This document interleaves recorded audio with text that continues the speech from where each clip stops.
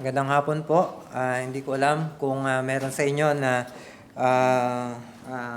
kumbaga ay fans or fan ni Justin Bieber, but maybe nakita nyo yung video na pinost niya last Friday that announcing that he is taking a break from performing because he is suffering from paralysis on one side of his face. Ito ay dahil sa isang sakit na Ramsay Hunt syndrome. Ito ay mula sa isang virus na pumasok sa tenga niya sa kanan at sinira yung nerve at sa kanyang muka. So sa video ay makita na hindi kumukurap yung kanan niyang mata at hindi gumagalaw yung kanyang kanan na pisngi at yung labi tuwing ngingiti yung kaliwa. Humingi siya ng pasensya sa mga fans na nagagalit dahil hindi na matutuloy yung kanyang tour na mga concert. Pero hopeful siya na makaka-recover mula dito. Sinabi niya, this is for a purpose. I still believe in God na magpapagaling sa akin. Well, maaring devastating itong paralysis na ito sa isang sikat na artista, na kumbaga artist na katulad ni Bieber, dahil sa isang virus na hindi nakikita ay maaaring gumuho ang mundo ng isang katulad niya. Pero may mas malala para sa atin na mga mananampalataya at sa mga tao ng Diyos, may mas malala pa sa virus na maaaring magbigay ng paralysis sa isang Kristiyano. Ito yung virus ng kasalanan. Dahil sa ongoing na pamumuhay sa kasalanan, one thing that God would do ultimately is it may cause the withdrawal of God's glory. And that's what we will find dito sa ating text sa chapter 4. Makita natin habang binabasa natin ito, take note of the gloomy, the melancholic tone of this chapter na the Israelites are now having this devastation in the hands of the Philistines. Even the Ark of the Covenant had been captured, and it is a picture of God withdrawing Himself. Tingnan natin yung 1 Samuel chapter 4. And the word of Samuel came to all Israel. Now Israel went out to battle against the Philistines. They encamped at Ebenezer, and the Philistines encamped at Aphek. The Philistines drew up in line against Israel, and when the battle spread, Israel was defeated before the Philistines, who killed about 4,000 men on the field of battle. And when the people came to the camp, the elder of Israel said, "Why has the Lord defeated us today before the Philistines? Let us bring the ark of the covenant of the Lord here from Shiloh, that it may come among us and save us from the power of our enemies." So the people sent to Shiloh and brought from there the ark of the covenant of the Lord of hosts, who is enthroned in the cherubim, and the two sons of Eli, Hophni and Phinehas, were there with the ark of the covenant. As soon as the ark of the covenant of the Lord came into the camp, all Israel gave a mighty shout, so that the earth resounded. And when the Philistines heard the noise of the shouting, they said, "What does this great shouting in the camp of the Hebrews mean?" And when they learned that the ark of the Lord had come to the camp, the Philistines were afraid, for they said, "A god has come into the camp." And they said, "Woe to us, for nothing like this has happened before. Woe to us, who can deliver us from the power of these mighty gods? These are the gods who struck the Egyptians with every sort of plague in the wilderness. Take courage and be men, O Philistines, lest you become slaves to the Hebrews as they have been to you. Be men and fight." So the Philistines fought, and Israel was defeated, and they fled, every man to his home. And there was a very great slaughter, for 30,000 foot soldiers of Israel fell, and the ark of God was captured, and the two sons of Eli, Hophni and Phinehas, died. A man of Benjamin ran from the battle line and came to Shiloh the same day, with his clothes torn and with dirt on his head. When he arrived, Eli was sitting on his seat by the road watching. for his heart trembled for the ark of God. And when the man came into the city and told the news, all the city cried out. When Eli heard the sound of the outcry, he said, "What is this uproar?" Then the man hurried and came and told Eli. Now Eli was 98 years old, and his eyes were set so that he could not see. And the man said to Eli, "I am he who has come from the battle. I fled from the battle today." And he said, "How did it go, my son?" He who brought the news answered and said, Israel has fled before the Philistines, and there has also been a great defeat among the people. Your two sons also, Hophni and Phinehas, are dead, and the ark of God has been captured. As soon as he mentioned the ark of God, Eli fell over backward from his seat by the side of the gate, and his neck was broken, and he died. For the man was old and heavy. He had judged Israel 40 years. Now his daughter-in-law, the wife of Phinehas, was pregnant, about to give birth. And when she heard the news that the ark of God was captured, and that her father-in-law and her husband were dead, she bowed and gave birth, for her pains came from her. And about the time of her death, the woman attending her said to her, "Do not be afraid, for you have borne a son." But she did not answer or pay attention, and she named the child Ichabod, saying, "The glory has departed from Israel, because the ark of God had been captured, and because her father-in-law and her husband." And she said, "The glory has departed from Israel, for the ark of God has been captured." Well, we are now reading, we have read itong isa sa tatlo na chapters ng bagong pericope. This is famously ay tinatawag na the Ark narrative. This is comprising of chapter 4 to 6. It is interesting that dito, after ma-set up ni Samuel bilang bearer ng salita ng Diyos, a prophet para sa Israel, it is interesting na wala si Samuel dito sa tatlong chapters na ito. Well, anong connection? Bakit ganon? Bakit wala sa picture si Samuel? Well, gusto ko muna ilatag ulit, paalala sa inyo yung purpose ng book na ito. This is to establish yung rightful reign ni David. Kung makita nyo palagi na pinipicture dito ang Benjamites na pangit or hindi maganda. Yung bearer ng news, ng bad news is a Benjamite. And even sa makita natin sa Judges, ang pinicture doon na judge mula sa Benjamin is a left-handed, si Ehud. So, pinipicture dito, bad talaga ang line ni Saul, at binibuild up si David. So, ito din yung purpose ng 1 Samuel, to build up on David, para ipakita that David is the rightful king. At nakita natin doon sa chapters 1 to 3, in-establish ng narrator kung sino yung nag-anoint. Ang nag-anoint ay isang propeta na tinawag ng Diyos. This is Samuel. Kailangan ito kasi si Samuel ang nag-anoint kay David instead of Saul. So para hindi magtaka bakit nireject si Saul, at sinong nag-reject sa kanya? Isang propeta, nagpapakilalang propeta, and this is a vindication of who Samuel is. Ngayon na na-establish na si Samuel, ay may isa pang kailangang setting na dapat ilatag ang narrator para ipakita naman yung pangangailangan. Bakit kailangan ng Davidic rule? Bakit kailangan? Kung as we shall see, kung babagtasin natin ito from chapter 4 to 6, this is the account of God's judgment of the house of Eli dito sa chapter 4. And on the process, ang Ark of the Covenant has been captured.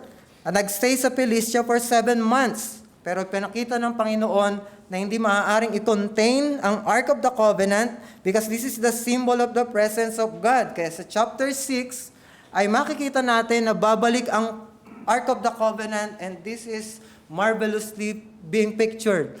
all by itself, babalik ang Ark of the Covenant sa Israel. All by itself. Sa power ng Diyos. Pero hindi fully, dahil mag-i-stay ito sa Kiryat Jearim for 20 years.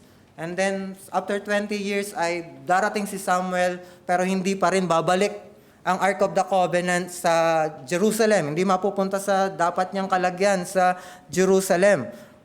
Alam nyo, for 20 years, and then, actually, 100 years na mag-i-stay ito sa Kiryat Jearim, walang celebration na mangyayari, ng mga traditional feast, walang sacrifices, ng service, mag-i-stay lang ito sa isang house. So, pero 100 years ito mag-i-stay sa Kiryat Jearim until David would bring it to Jerusalem. It would take 2 Samuel chapter 6 para makabalik yung Ark of the Covenant. So the establishment of Samuel, that's chapter 1 to 3, and the situation of the Ark of the Covenant will serve as the necessity for the coming of David. Kinakailangan ibalik ni David hindi lamang yung leadership but even yung rightful place ng presence of God. Saan dapat nakalagay ang Diyos, ang kanyang presensya. So at kaya nga at makita natin on this process ng ark ang ark na ito ay wala sa templo sa Jerusalem. Mamamangha tayo sa ipapakita ng Diyos sa kapangyarihan through the Ark of the Covenant, yung kanyang kapangyarihan. It will cause a huge problem to the Philistines for 7 months. At yung God's power, pinapakita dito, it is uncontrollable. Kaya nga ang ating series ngayon na bago is the uncontainable power of God. Who can contain this power ng Panginoon? Bakit natin sinabing power?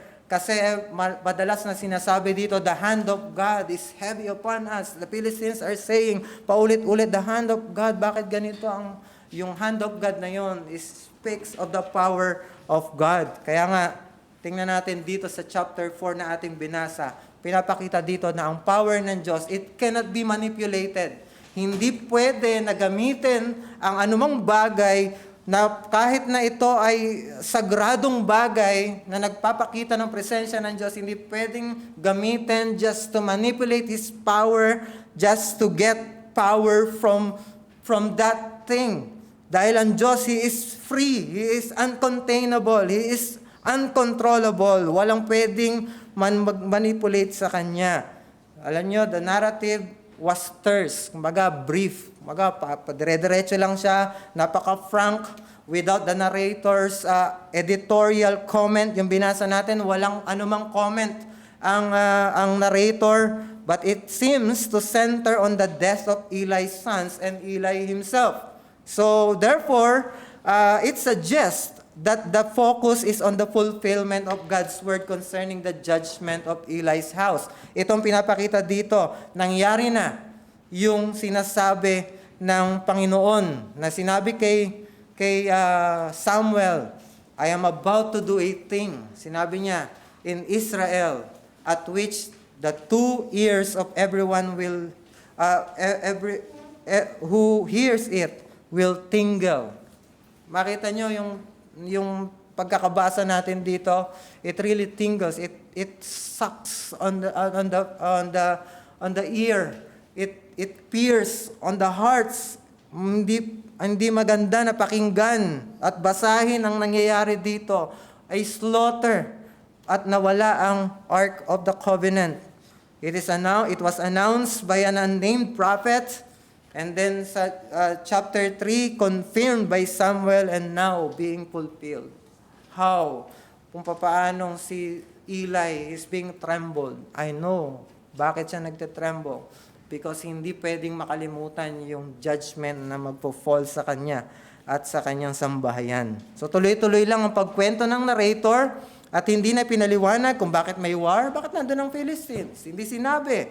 Bakit natalo ang Israel sa una at pangalawang pagkakataon? Hindi sinabi kung bakit. At ang tanging comment ay ipapakita lang sa atin ng narrator through the mouth of an unnamed woman, the wife of Pinehas. Nang mangyari Nung marinig niya ang balita na na-capture na ang Ark of the Covenant, patay na si Eli at patay na rin ang kanyang asawa, nanganak siya. It's supposed to be a celebration. Yun ang sinabi niya, huwag kang mag-alala, huwag kang malungkot, for you bore a son, sabi niya. But this new life is nothing compared to what has been lost. Great slaughter, Eli lost, and even yung kanyang asawa, wala na. That's why she named the boy Ichabod. No glory. Ibig sabihin ng Ichabod is no glory, or pwede rin na where is the glory? At doon sa verse 22, ito yung bakit niya pinangalanan. The glory has departed from Israel, for the ark has been captured, then she died also. So hindi lang yung mga tao na yun ang namatay. Even herself ay namatay. What a tragic and sorrowful account. True, di ba? True, it really tingles to the ear. Masakit pakinggan. Kung hindi man pakinggan, panoorin kung napapanood nyo ito. Kung may gagawa pa ng movie na ito, pangit pakinggan. Pangit panoorin. Parang yung feeling na nakakita tayo ng live na aksidente. How that man died, papaanong pumutok ang ulo, papaanong naputol ang isang kamay, o paanong tao na aksidente. Di ba? Hindi natin matatagalan na tumingin sa ganong senaryo. It is really a disturbing scenario. The reason for all of this defeat, slaughter, crying out of all the city, death, is the word Ichabod. Ichabod, the glory has departed. But hindi magtatapos ang kwento dito. Ito yung maganda dito. Hindi magtatapos ang kwento dito. Isa lang parte ito ng narrative. Makikita natin na parte ito ng bagong pagsisimula pa rin ng Diyos. Na ang Panginoon, gumagawa siya ng bago. Makikita natin na babalik mag-isa ang Ark of the Covenant sa Israel, at si Samuel ay pangungunahan ng bayan para magbalik loob sa Diyos, kay Yahweh, at matatalo nila ang Philistines eventually. So, pansamantala lang ito. Hindi pa talaga tuluyang iiwan ng Diyos ang kanyang bayan. Ngunit ganoon pa man, as we focus on this chapter, yung pansamantalang pag-withdraw niya ng manifestation ng kanyang presence ay fearful and devastating enough to make a statement na dapat nating seryosohin ang presensya ng Diyos. Seryosohin natin ang presensya ng Diyos. And that's the message. God's temporary withdrawal of Himself because of sin is the most fearful and devastating point in life of His people, in the life of His people. It is the most fearful and devastating thing na pwedeng mangyari sa isang tao ng Diyos, yung di niya na maramdaman ang presensya ng Diyos when the glory of God departs from that person. Alam niya, nung nakuha ko ang mensahe nito, naluluha ako at natatakot. Nag-iisip ako, bakit napakatagal kong makuha ang mensaheng ito? At napaisip ako, is it because of the sin that I did before, or I am thinking just a while ago habang gumagawa ng sermon, and even sa paggawa ng sermon, I am sinning. Is it because of that? Kaya ang tagal makuha ang mensahe. Why? Kasi I'm so fearful na baka nararanasan ko na rin ang temporary withdrawal ng Diyos dahil sa aking mga kasalanan. I really ask the Lord for that forgiveness, and talagang humagulgul ako sa Panginoon, Lord, kung ito ay dahilan, yung tagal ng pagkuha ng mensahe, is it because you're not talking to your servant? Patawarin mo ako sa aking mga kasalanan. Pero alam nyo, it is an encouragement then at least we have a message now. Patunay pa rin ito kahit pa paano that God still speaks. At hindi pa rin talaga nawawala ang glory. Pero ito ay karapat-dapat lang, itong mensahe na ito ay karapat-dapat lang nabigyan ng masusing pagre-reflect. Let's reflect on this message sa katayuan natin sa harapan ng Panginoon, because it is really fearful and devastating point in life kapag dahil sa ating mga kasalanan, ay pababayaan na tayo ng Diyos sa ating mga sarili bilang pagdidisiplina niya sa atin. Why? Because God is holy. Banal ang Diyos. At dahil banal siya, ay lalayuan niya ang kasalanan saan man niya ito makita. Sa ating puso, lalayo ang Diyos. Kung patuloy tayong nagkakasala, lalayo ang Diyos sapagkat siya'y banal. Di ba mapagpahinuhod? Di ba patient ang Diyos? Ayon sa Romans chapter 2. Yes, it is true. Mapagpahinuhod at pasensyoso ang Diyos, kaya niyang i-withhold ang judgment. Pero kung hindi tayo titigil sa ating mga kasalanan, ay darating ang panahon na sasabihin ng Panginoon, enough, my child. Yes, you are still my child, but it is enough. I'll do my thing sa iyo. Yung judgment, yung chastisement, hindi ko paparamdam sa iyo ang aking presensya. Hindi mawawala ang presensya ng Diyos, pero hindi mo mararamdaman. Kaya nga, nawa ang mensaheng ito ay maging pagpapaalala sa atin at maging pagpapala din. No, because papaano natin magiging pagpapala ito? I-take natin ito bilang warning sa atin at madraw tayo pabalik sa Diyos. Kung ano man ang kalagayan ng ating puso. I'm not talking kung masipag tayo sa paglilingkod. I'm not asking kung ginagawa mo yung mga Christian duties mo. Pero how is your heart doing sa harapan ng Diyos ngayon? Magbalik loob tayo.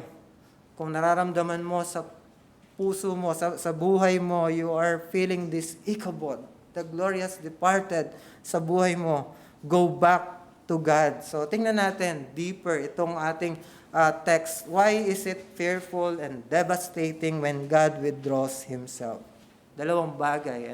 At yung number 2 dyan is mahalaga. Tingnan natin yung una, there is no power from God. And pangalawa, there is no presence of God. Yung mas devastating is yung pag-withdraw mismo ng Diyos sa atin. Yung kanyang presensya. Tingnan natin yung una. There is no power from God. Verses 1 to 11, we have read it, but let me read it again to you. And the word of Samuel came to all Israel. Now Israel went out to battle against the Philistines. They encamped at Ebenezer, and the Philistines encamped at Apec. And the Philistines drew up in line against Israel, and when the battle spread, Israel was defeated before the Philistines, who killed about 4,000 men on the field of battle. And when the people came to the camp, the elders of Israel said, "Why has the Lord defeated us today before the Philistines? Let us bring the ark of the covenant of the Lord here from Shiloh, that it may come among us and save us from the power of our enemies." So the people sent to Shiloh and brought from there the ark of the covenant of the Lord of hosts, who is enthroned on the cherubim, and the 2 sons of Eli, Hophni and Phinehas, were there with the ark of the covenant. As soon as the ark of the covenant of the Lord came into the camp, all Israel gave a mighty shout, so that the earth resounded. And when the Philistines heard the noise of the shouting, they said, "What does this great shouting in the camp of the Hebrews mean?" And when they learned that the ark of the covenant had come to the camp, the Philistines were afraid, for they said, "A god has come into the camp." And they said, "Woe to us, for nothing like this has happened before. Woe to us! Who can deliver us from the power of these mighty gods? These are the gods who struck the Egyptians with every sort of plague in the wilderness. Take courage and be men, O Philistines, lest you become slaves to the Hebrews as they have been before you, or have been to you. Be men and fight." So the Philistines fought, and Israel was defeated, and they fled, every man to his home, and there was a very great slaughter. For 30,000 foot soldiers of Israel fell, and the ark of God was captured, and the 2 sons of Eli, Hophni and Phinehas, died. Alam nyo, defeated by the Philistines, sa una, Israel asked the right question but failed to give an appropriate answer. Na, tama yung tinanong nila. Nagtanong ang Israel sa verse 3, why has the Lord defeated us today before the Philistines? Tama itong tanong nila na ito.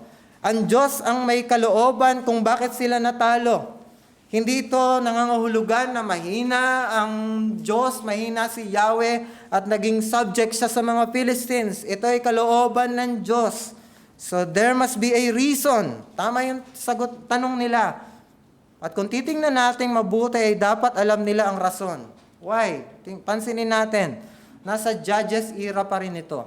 Dahil nasa Judges era, supposed to be natuto na sila dun sa 7 cycles na nangyari dito. Na every time na nasasakop sila ng mga kaaway, they have been subject sa mga kaaway, it is because of their sin. It is because of their sin. Pero hindi lumabas sa kanilang bibig yung dapat ganito, what have we done? Ano yung ginawa namin? Anong problema? Pero pangalawa, dapat alam nila kasi yung corrupt behavior ng mga anak ni Eli, we are told sa chapter 2 verse 23 that ito'y naging bantog sa lahat ng mga tao. Mga tao nga nagpunta kay Eli para magsumbong. Dapat ay na-connect nila ito. Someone is tampering, someone is, merong gumagawa ng kalapastanganan sa camp at ito yung mga priest. Dapat na-connect nila ito. Pangatlo, yung message ng doom ni Eli ay alam ng Israel through Samuel, di ba? Nagsimula ang chapter na ito sa verse 1 na sinabi, and the word of Samuel came to all Israel. And alam niyo yung word na yon?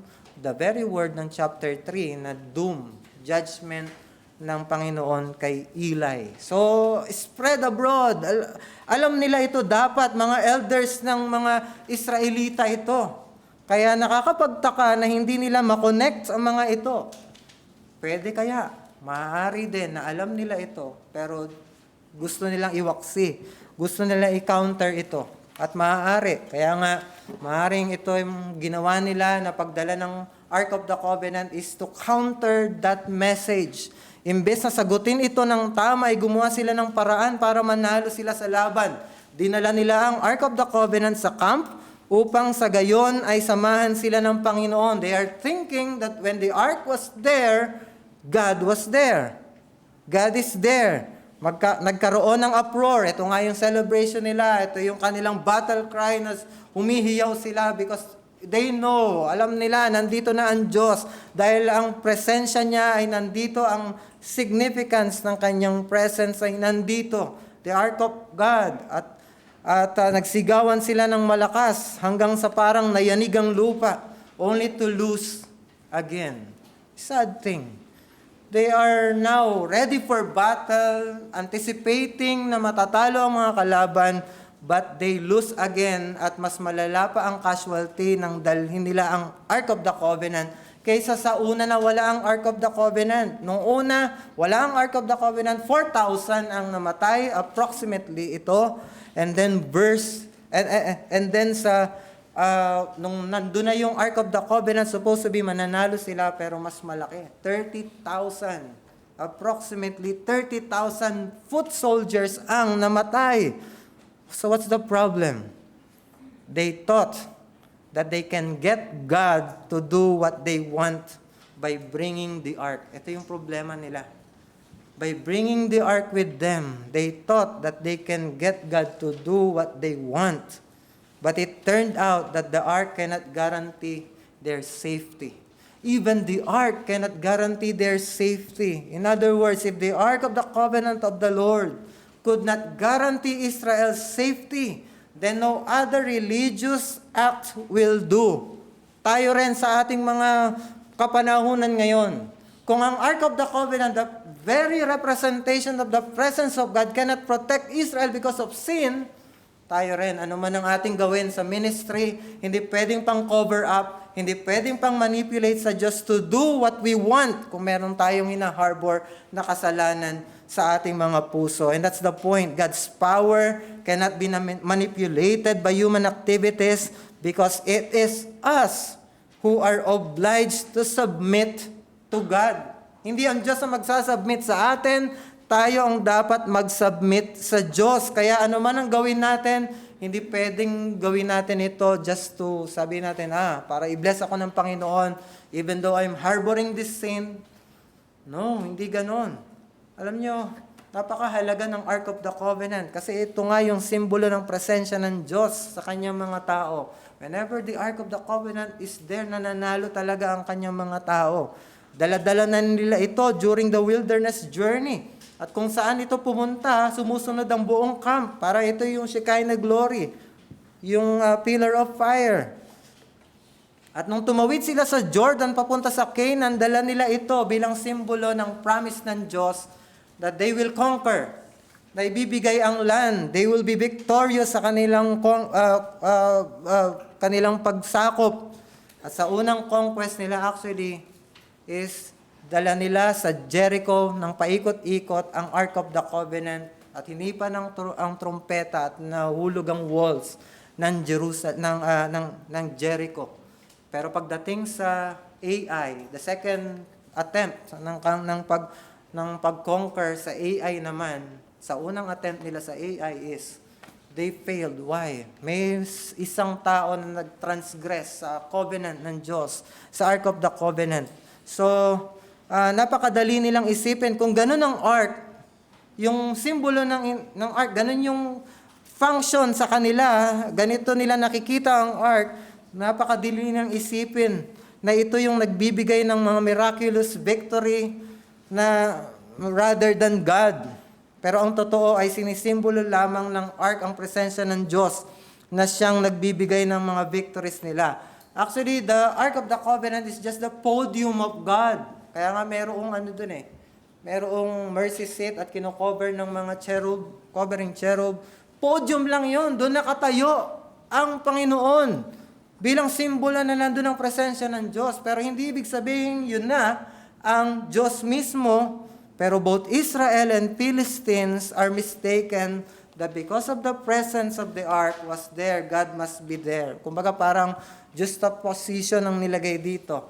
They are celebrating with a shout, itong mga Israel, and the Philistines are trembling, knowing, tinitingnan nila na nandun na ang mga gods na tumalo sa mga Ehipto, sa mga taga-Ehipto, sa mga gods ng Ehipto. Kumbaga, pinapakita dito, pareho sila ng pagtingin. The people of God and the Philistines, they are looking at the same thing and having a conclusion of the same. Na itong Ark of the Covenant, ito na ang Diyos. Ito na ang, kumbaga, emblem. Ito na yung talisman. Nandito na yung gagawa. Ito na yung gagawa ng swerte sa kanila. Alam nyo, sa panahon natin ngayon, talamak na rin yung ganito. Yung paggamit sa relihiyon para i-manipulate ang Diyos. You see? A businessman na wala talagang amor sa Diyos, pero biglang magkaka-interest. Why? He has been told that pag kinuha si Kristo, napunta si Kristo, Jesus is able to protect that business na meron siya.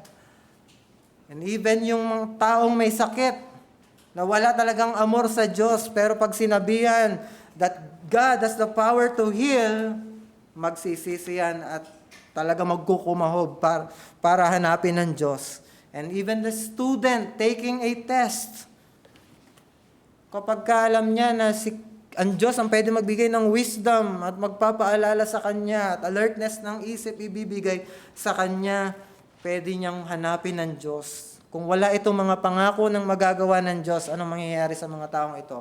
Never nilang hahanapin ang Diyos. At ganun din tayo. May tendency tayo bilang mga tao ng Diyos na ang concern natin ay hindi hanapin ang Diyos mismo, sa halip ay hanapin siya para kontrolin. Hanapin siya kapag kailangan lang natin. Hindi para mag-submit sa Diyos, kundi para gamitin siya. No wonder, walang power ang ating mga ginagawa. Hindi pinagpapala yung ating mga ministries. We are doing it all through yung tinatawag na power religion. Power. Naghanap ako ng power mula sa Diyos. Gagawin ko to para bigyan ako ng power ng Diyos. Power religion. Napakalaki ng tinuturo ng 1 Samuel na ang victory hindi makukuha sa power sa lakas ng ginagawa natin. Picture nito doon sa nung nasa harapan na si David ni Goliath at sinasabi ni David, lumalapit siya, sinasabi ni David sa kanya, "You are coming to me with a spear, with a sword, with a javelin, but I come to you in the name of the Lord of hosts, whom you defiled, and today I will give you your head to the ravens," sa mga ibon sa himpapawid. Because the battle belongs to the Lord. Hindi pwedeng persahan, hindi pwede na mamanipulate natin ng Diyos sa ating lakas, sa ating magagawa, whether ministry yan, yung ating mga ginagawa, napakagaling ko na mag-pray, lagi ako nagpe-pray, nagde-devotion. Hindi pwede na gawin yon para i-manipulate ang Diyos. Sa tingin natin ay yung church attendance, yung Bible reading, yung prayers, yung giving, yung meditation natin ay nagbibigay sa atin ng power na magtagumpay, to tap on the power of God. Bagamat mahalaga ito. Ito, mahalaga talaga yung mga bagay na ito. Pero hindi dapat dito yung confidence natin. Hindi porket nagawa mo yung mga bagay na yon, sasabihin mo, hindi ko na kailangan ng biyaya ng Diyos. O kaya sabihin mo, nag-uumapaw ang biyaya ng Diyos sa akin ngayon dahil nagawa ko yon. No, hindi pwedeng i-manipulate ang Diyos. Ang confidence natin ay nandoon sa Diyos na nag-utos sa atin na gawin ang mga bagay na ito. Siya ang magbibigay ng power. Siya ang dapat masunod, tayo ang dapat yumukod. Hindi yuyukod ang Diyos. Don't treat God as a genie na magiging boss ka niya at bibigay niya sa iyo ang gusto mo. So as a challenge, make sure that our activities in the faith are done in submission to God through our holiness. Yung through our holiness, ibig sabihin, paano mo malalaman na yung activities mo is ginagawa mo because hindi ikaw ang boss, kundi ang Diyos ang boss. Nagsasubmit ka, paano mo malalaman na gano'n ang nangyayari? Hindi mo minamanipulate ang Diyos through your activities. Watch your holiness. Watch your life. Watch your sanctification.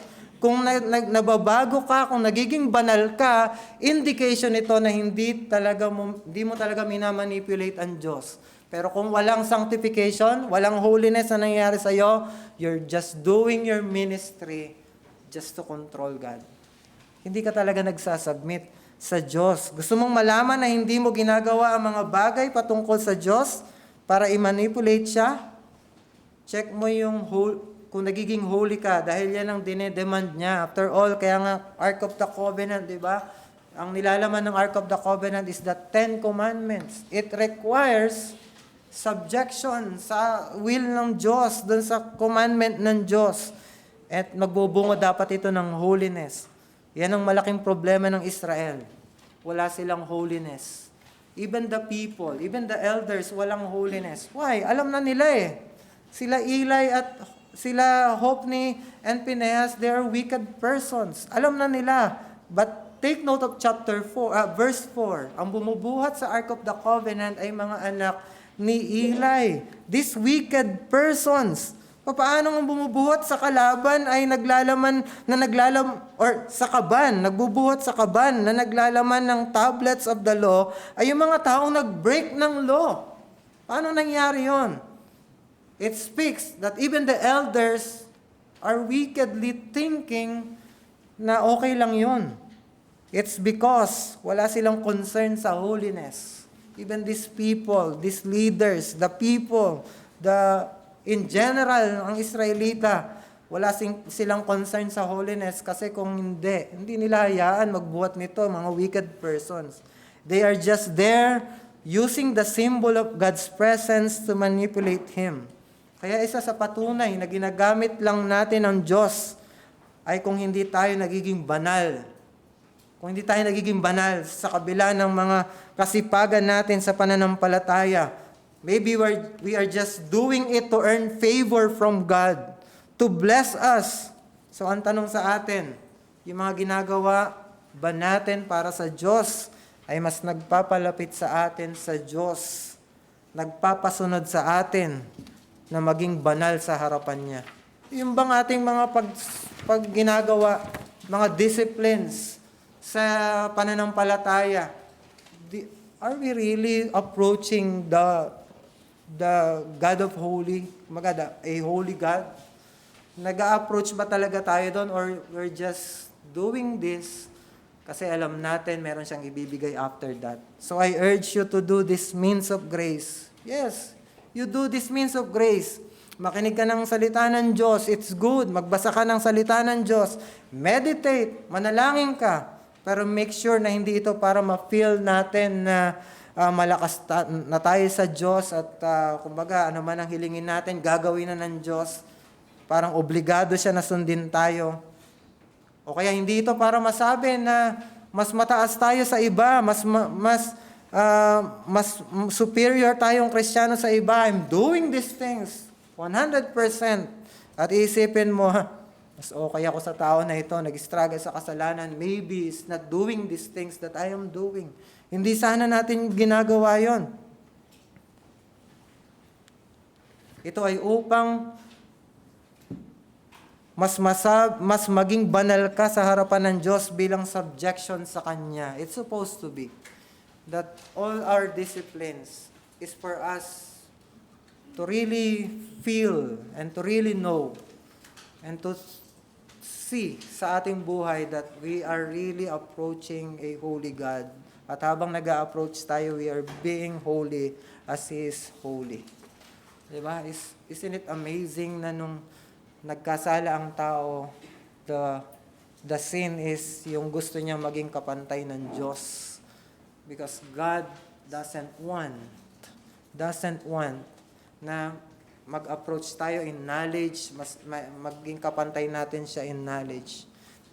Pero pagdating sa holiness, we are being summoned by the Hebrews na be ye holy as your Father is holy. Ang pamantayan ng Diyos, gusto niya na, kumbaga, at least strive natin na abutin yung holiness na meron ng Diyos, even though incommunicable ito. Pero yun yung, kumbaga, ito yung gusto niya, for us to be holy. Suriin natin ang ating mga sarili kung nagiging banal tayo sa harapan niya. Kung sa paggawa natin ng mga bagay na ito ay mas nagiging aware tayo sa presensya ng Diyos. At dahil aware tayo sa presensya ng Diyos, every time we are thinking of a particular sin na natatakot na tayo because the presence of God, the immensity of God is there. Nandun yung presensya ng Diyos na nakatingin sa atin. And we flee these temptations, this sin, like Joseph na tumakbo palayo sa kasalanan. Are we doing that? Ganun ba nangyayari sa atin? Dapat lang na maging ganun. Why? Sapagkat nasa atin na yung tunay, yung Ark of the Covenant, simbolo lang yon. The substance is in us actually. The substance na nire-represent ng shadow na ito, ng Ark of the Covenant, ay nasa sa ating puso na. He obeyed the law. Sinasabi ko, yung sumisimbolo ng presensya ng Diyos is the Lord Jesus Christ. He is the Emmanuel, God with us. Siya mismo yung sumisimbolo, siya mismo yung presensya ng Diyos na nag-reside now sa atin. And Jesus is not just the box that holds the commandment of the law. He obeyed the law and at the same time bears the penalty of breaking that law. He saved us from the penalty of that law. Yung covenant, yung Ark of the Covenant na yon, tinulfill ng Diyos. Tinulfill ng Diyos sa pamamagitan ni Jesucristo. So the presence of God and the covenant of God's faithfulness resides now with us through the Spirit of Jesus. Nasa atin na yung banal na Espiritu. Yung Espiritu na Jesus nasa sa atin na. So the question is, how can we bear Christ just like Hophni and Phinehas? How can we bear Christ and at the same time be as wicked as those persons? Dala-dala na natin yung sinisimbolo ng Ark of the Covenant. Papaanong tayo ay nagiging wicked katulad ni Hophni and Phinehas? How can we accept Christ as Jesus, as Savior, and not as Lord? So the challenge for us is to submit to Christ now by living a holy life. Tingnan natin yung pangalawa. There is no presence of God. Pangalawa, sa verses 12 to 22. A man of Benjamin ran from the battle line and came to Shiloh the same day with his clothes torn and with dirt on his head. When he arrived, Eli was sitting on his seat by the road watching, for his heart trembled for the ark of God. And when the man came into the city and told the news, all the city cried out. When Eli heard the sound of the cry, he said, "What's this uproar?" Then the man hurried and came and told Eli. Now Eli was 98 years old, and his eyes were set so that he could not see. And the man said to Eli, "I am the one. I am he who come from the battle. I fled from the battle today." And he said, "How did it go, my son?" He who brought the news answered and said, "Israel has fled before the Philistines, and there has also been a great defeat among the people. Your 2 sons also, Hophni and Phinehas, are dead, and the ark of God has been captured." As soon as he mentioned the ark of God, Eli fell over backward from his seat by the side of the gate, and his neck was broken, and he died, for the man was old and heavy. He had judged Israel 40 years.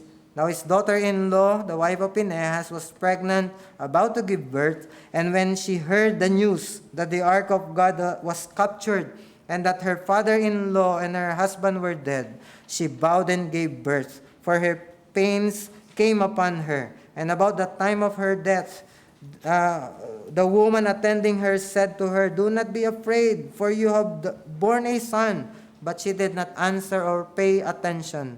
And she named the child Ichabod, saying, "The glory has departed from Israel, because the ark of God had been captured, and because of her father-in-law and her husband."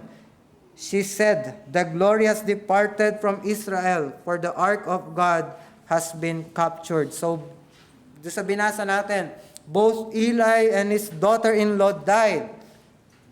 Listen to this. After hearing the news that the ark of the covenant has been captured. Ito yung talagang nagbigay ng dahilan bakit na-shock sila. Bakit na-shock? Hindi nila alam na ganito na pala yung naging extent ng kasalanan ng dalawang mga mahal nila sa buhay. Even the Ark of the Covenant has been captured.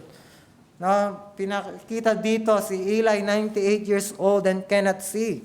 Doon sa chapter 3, sinabi doon na nagdidim na yung kanyang paningin, pero now completely blind.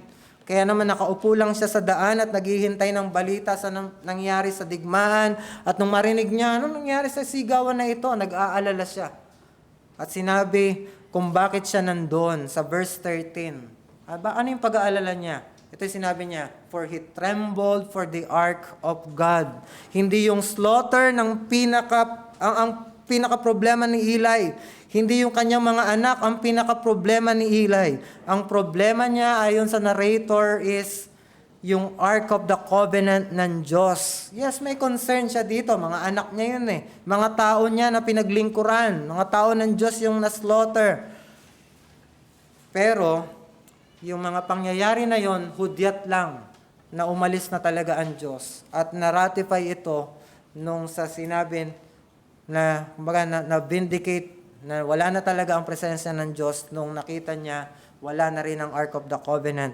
Yung pagkabihag ng Ark of the Covenant, it says na umalis na rin ang presensya ng Diyos sa Israel. Kaya nang marinig niya yung sunod-sunod na mga masamang balita, slaughter, sons dead, Ark of the Covenant captured. After that word na na-capture ang Ark of the Covenant, namatay siya. Hindi niya nakayanan ang balita na naging malubha pala ang inabot ng consequence ng kasalanan ng kanyang mga anak. Even, it caused that even the presence of God to withdraw. He died a tragic death. Nalaglag siya by the gate. Mataba siya, that's why naputol yung neck niya nung siya ay nalaglag. Namatay siya, tragic death. At yan din ang nangyari sa asawa ng anak ni Eli. She gave birth after hearing the bad news, but she named the boy Ichabod. Where is the glory? Dahil ayon sa verse 22, para sa kanya, sinabi niya sa verse 22, the glory has departed from Israel. Why? For the ark of God has been captured. So, ang pinapakita lang dito, even Eli and even this woman, they have this deep thing na itong nangyayari na ito, merong general, in-incorporate nila ito sa covenant ng Diyos sa kanyang people. In-incorporate nila ito sa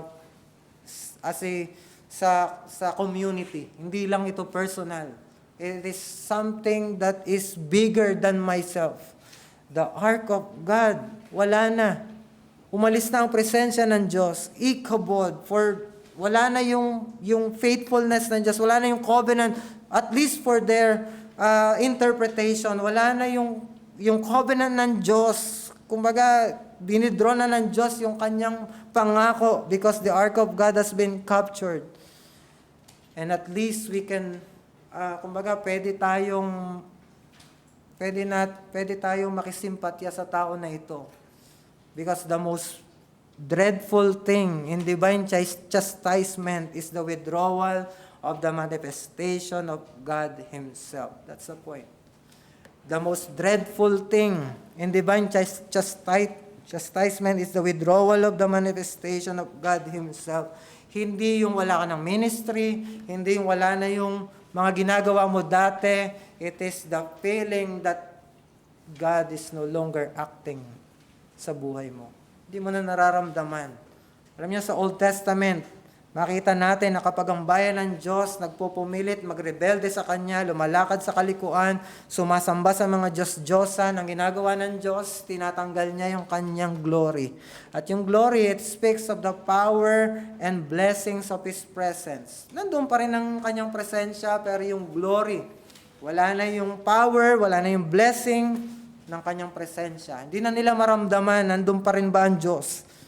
Alam niyo, ang sa Old Testament, ang pinaka-great na manifestation ng pag-depart ng glory ng Panginoon is yung time ni Ezekiel na nakita niya yung vision bago mag-fall ang Jerusalem sa hands ng Babylon. Sa vision niya sa chapter 10, 18 to 19 ng Ezekiel, sinabi niya, then the glory of the Lord went out from the threshold of the house. Umalis na daw sa temple. And stood over the cherubim. And the cherubim lifted up their wings and mounted up on the earth before my eyes, from the earth before my eyes, as they went out, when the wheels beside them. And they stood at the entrance of the east gate of the house of the Lord, and the glory of the Lord of Israel, the God of Israel, was over them. Kumbaga, wala na sa templo, nasa east gate na ng heaven. Umalis na. Pumunta na talaga sa kanyang lugar. Kumbaga, si Ezekiel, hindi yung ark, hindi yung pag-alis ng ark ang nakita niya. The Lord Himself is pictured there na umalis. At dahil dito ay wala nang makakapagtanggol sa kanila mula sa kamay ng Babylon. Pagkatapos nito, the city was destroyed and there was a great slaughter, at yung mga hindi namatay, they are being bound, carried into exile. Baka iniisip nyo, sa Old Testament, ganon. Tinatanggal ng Diyos yung glory.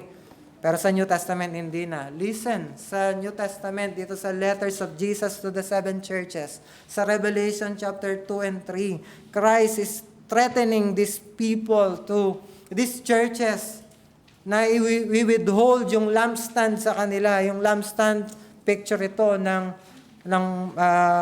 presensya ng Diyos sa kanila. Itong mga wayward churches na ito. Alam niyo yung issue sa kanila, bakit i-withdraw sa New Testament ang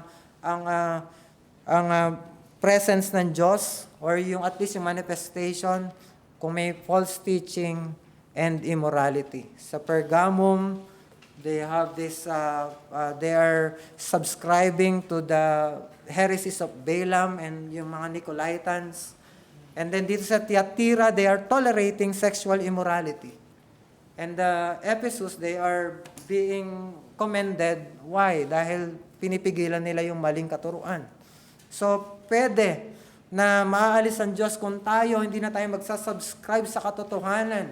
At pwede rin na aalis ang Diyos kung tayo magsasakomb na sa samot-saring mga sexual at mga perverse things na ating mga ginagawa sa ating buhay.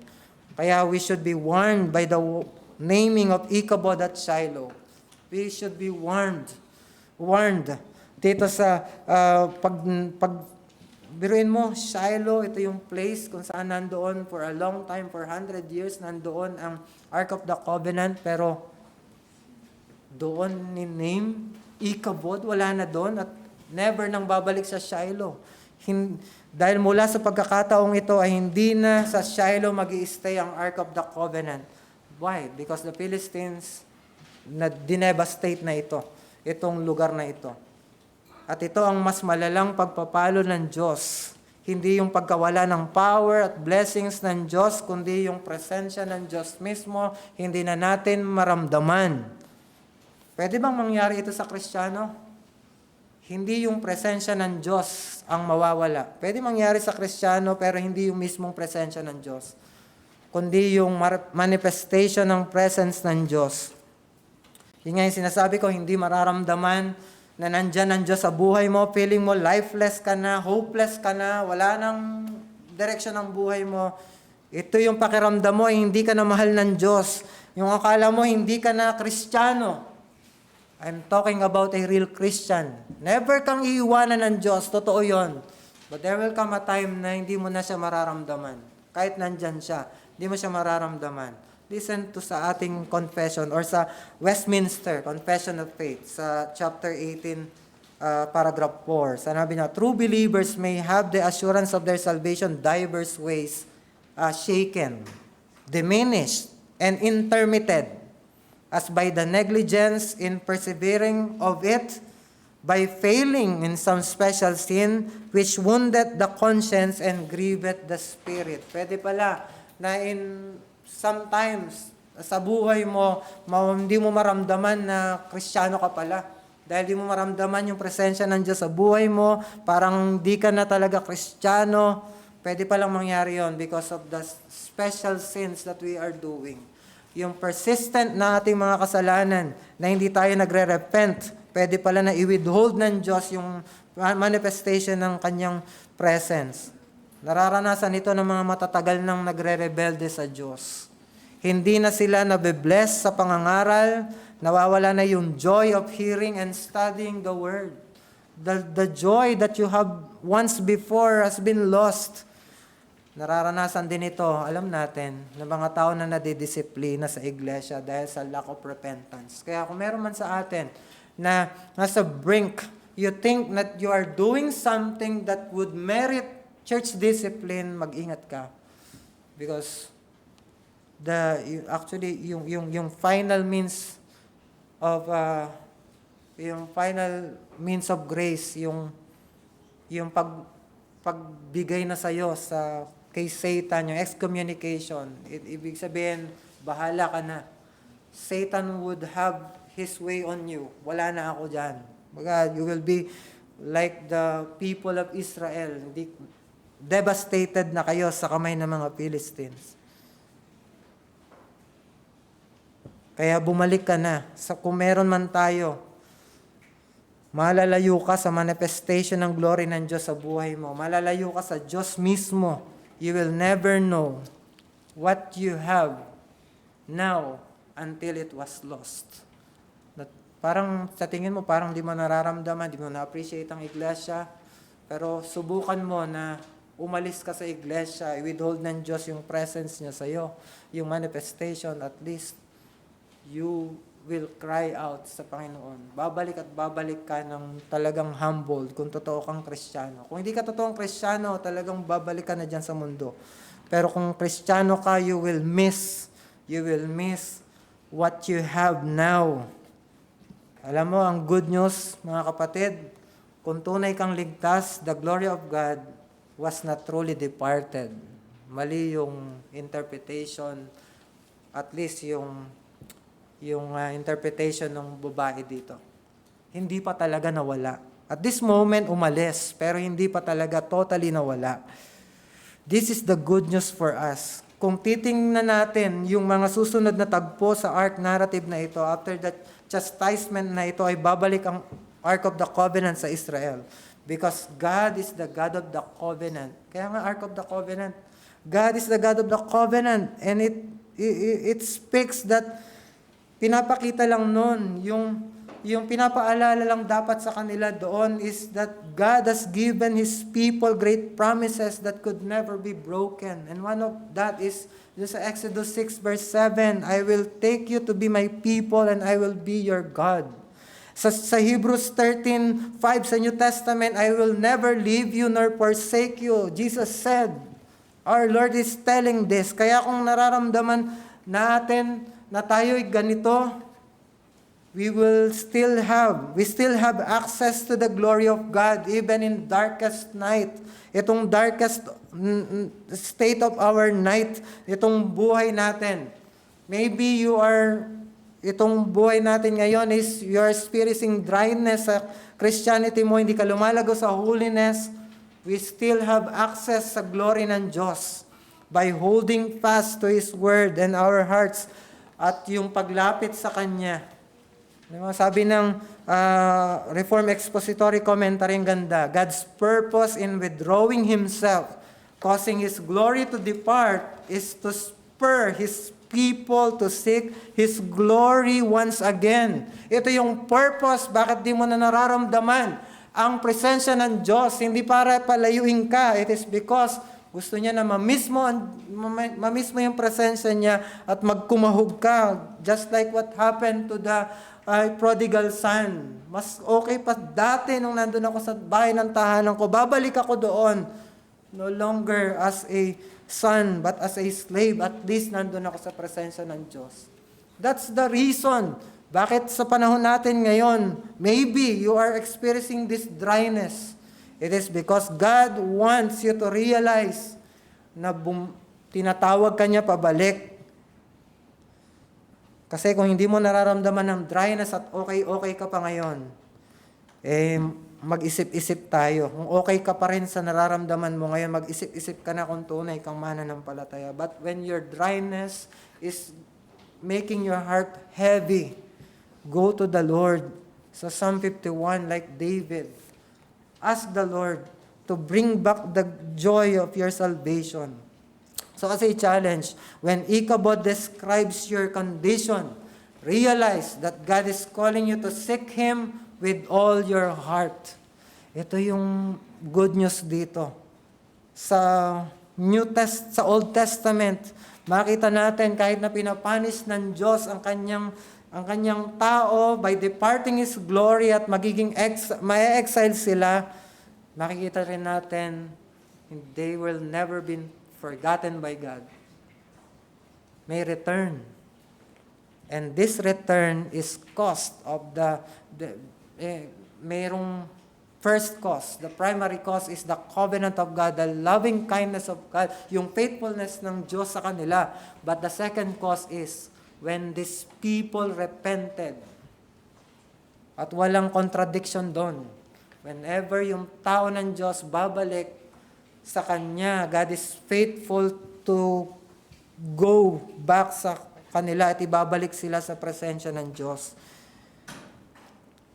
How much more, kung ganun sa Old Testament, how much more tayo na binigyan ng surer, better promises ng Diyos in Christ. Diba? Kung sa tingin mo, tuyot na tuyot ang espiritu mo sa mga bagay patungkol sa Diyos, it is time to seek God. It is time to seek God more. Go back to your first love. Ito ang dahilan kung bakit nararamdaman mo na parang wala ang Diyos sa iyo para mamiss mo yung presence niya at magkumahog ka na pumunta ka muli sa Kanya. Hindi ko alam kung ano ang kalagayan ng puso ng bawat isa sa atin. Hindi ko alam kung meron dito na stagnant, hindi man palubog ang kanyang spirituality, pero yung kanyang appreciation sa Diyos stagnant. Alam niyo, bilang Kristiyanos, yung pagiging mere Christian, yung mediocre na Christian, hindi ito tinotolerate sa salita ng Diyos. Wala akong makikita sa Biblia na natuwa ang Diyos kay Lot dahil hindi nag-grow yung kanyang pananampalataya. It is not being encouraged na manatili tayong cold at stagnant. We are like a bucket of water sa winter na pag hindi kinakrush, hindi ini-steer, magtitigas yung ibabaw hanggang sa tumigas na lahat. So, what we need is to steer, palaging basagin yung mga natutuyo sa ibabaw. That's Christianity. Lumaban tayo, bumalik tayo palagi sa Diyos. Whenever we are experiencing this dryness ng spiritual life natin, go back to God, go back to God, go back to your first love. Kasi He wants to have more of you. Kapag hindi mo na mayroon man sa atin na nakakaranas ng spiritual dryness, it is not because sinusuka ka na ng Diyos. Ito yung katotohanan. Never kang isusuka ng Diyos kung ikaw ay anak niya. What He wants is to have more of you. Why? Because part of you, a very important part of you has been lost, na ibigay sa iba. And that's your heart, na ibigay sa ibang bagay. Ang concern mo hindi na ang Diyos. Ang concern mo is ibang bagay na nagkaroon na tayo ng ibang affection. At na dami na nating mga intindihin, nakalimutan na natin nandiyan ang Diyos. He wants to have more of you because something bigger has been lost. Hindi ang Diyos, kundi yung puso mo na wala sa Diyos. The glory is not really departed. This is the good news. We still have access to the throne of grace. We still have 1 John 1:9. Remember, He is faithful and just to forgive us and cleanse us from our unrighteousness. Go back to God. What are you waiting for? Don't wait till you feel God once more. God wants you to come back. And when you do, you will feel again the joy of your salvation, just like David. Alam nyo, it has been told yung story na ito ng nagsulat ng Come Thou Fount na si Robert Robinson. I have illustrated this before a couple of times. Si Robert Robinson, sinulat niya yung Come Thou Fount, pero si Robert Robinson, naligtas siya during isa sa mga crusades. At nung naligtas siya, nagsulat siya ng maraming hymns. At isa na nga itong Come Thou Fount. Pero dumating sa panahon ng buhay niya, nag-backslide siya, naging cold siya, at dinivert niya yung kanyang isipan during those moments na malayo siya sa Diyos. Gusto niyang entertain ang sarili niya. Nag-travel siya sa maraming lugar. Travel, i-expend niya yung kanyang buhay traveling most of the time. Alam niyo, on the providence of God, there was this woman sa harapan niya during one of his travel na hindi ko alam kung sa kalesa or sa train, nagkarap sila ng babae na ito. But this woman told sa story is reading a hymn. At itong si Robert Robinson, nakaupo lang sa harapan niya. Na-thrill itong babae na ito sa ganda ng mga lyrics ng Come Thou Fount. Pinakita niya kay Robert Robinson. Sabi niya, ang ganda nitong pagkakasulat na ito. Noong una hindi pinapakinggan ni Robert Robinson, pero nakulitan siya dahil talagang enthusiastic itong babae na ito. Alam niyo, nung sinabi ni Robert Robinson, sinabi niya, Madam, I am the poor unhappy man who wrote that old hymn many years ago, and I would give 1,000 worlds if I had then to enjoy the feelings I had back then. Sabi niya, ako yung sumulat nun. Pero wala na yung joy. At kung meron man akong maraming pera, bibiling ko yung joy na yun para makuha ko muli. Ano sabi ng babae? Sir, the streams of mercy are still flowing. That's the mercy of God. That's the grace of God. Go to the presence of God once more. Ito yung challenge sa atin. Whenever we are feeling, hindi man ito dryness talaga, but you are on the brink. Papunta ka na doon. Nagiging stagnant na tayo. At nagsisimula na tayo na lalayo yung puso natin sa Diyos. Go back to Him now. The streams of mercy are still flowing. So as a conclusion, do not waste the opportunity to experience the heartwarming reconciliation with God that your emptiness seeks to have or seeks to serve. Yung emptiness na nararanasan natin, pag bumalik ka sa Diyos, may naghihintay sa ating heartwarming reconciliation. Reconciliation sa ministry. Tayo po'y manalangin. Lord, we thank you sa message na meron kami. Thank you that really your presence was not totally departed sa amin. Thank you for this time na those times na nararamdaman namin you're so far away.